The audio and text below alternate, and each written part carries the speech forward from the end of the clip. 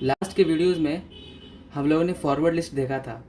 Forward list में हम लोगों ने ये जाना था कि फॉरवर्ड लिस्ट यानी सिंगली लिंक लिस्ट, और फॉरवर्ड लिस्ट से रिलेटेड कुछ फंक्शंस हमने कंप्लीट किए थे और उनसे रिलेटेड से कई सारे क्वेश्चंस भी किए थे।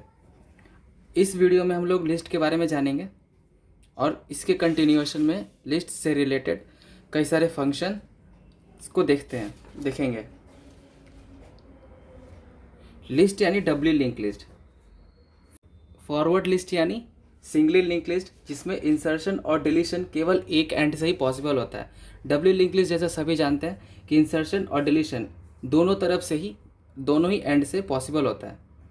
जिस तरह से फॉरवर्ड लिस्ट में कुछ ऑपरेशंस थे, उसी तरह लिस्ट के भी कई सारे ऑपरेशंस हैं। जैसे फ्रंट जो होता है वो फर्स्ट एलिमेंट को रिप्रेजेंट करता है, वो उसको रिटर्न करता है। बैक जो लास्ट इंसर्टेड एलिमेंट को रिटर्न करता है। पुश फ्रंट वैल्यूज़ को आगे आगे आगे की तरफ पुश करता है। पुश बैक वैल्यूज़ को पीछे की तरफ से अंदर डालता है लिस्ट में। बिगिन एक आइटरेटर जो रिटर्न करता है पहले एलिमेंट को, और एंड जो लास्ट इंसर्टेड एलिमेंट, एक आइटरेटर है जो लास्ट इंसर्टेड एलिमेंट को रिप्रेजेंट करता है। जैसे अगर मान के चलिए ये एक डब्ल्यू लिंक लिस्ट है और मैं इस डब्ल्यू लिंक लिस्ट में मैं एक वैल्यू पुश करता हूँ, पुश फ्रंट जैसे 5, फिर से मैं पुश फ्रंट करता हूँ 10, फिर से मैं पुश फ्रंट करता हूँ 2, तो ये इस क्रम में वैल्यूज़ आती जाएंगे।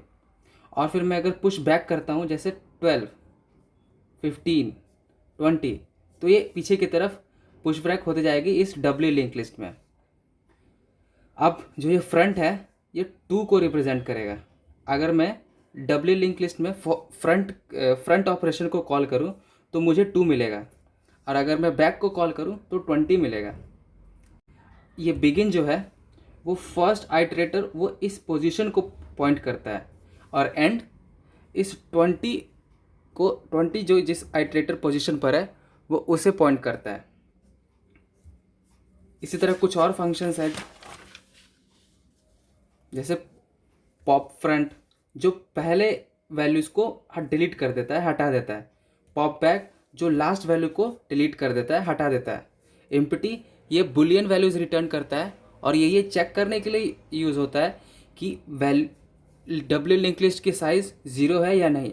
अगर साइज़ 0 होता है तो वो 0 ट्रू रिटर्न करता है।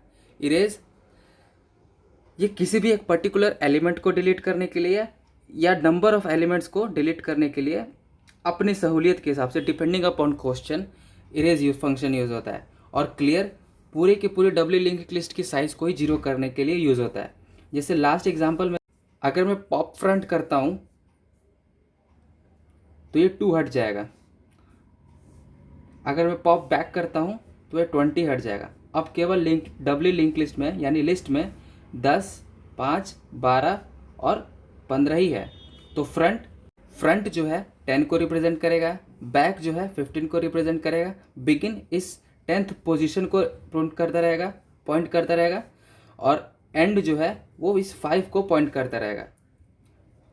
अगर मैं यहाँ पर डब्ल्यू लिंक लिस्ट में इम्प्टी फंक्शन को कॉल करूँ तो ये मुझे फॉल्स रिटर्न करेगा, क्योंकि ये अभी इसके अंदर वैल्यूज़ है।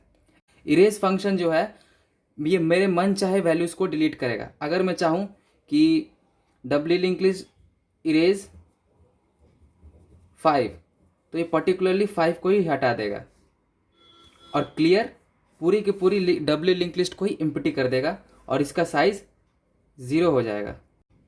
थैंक्स।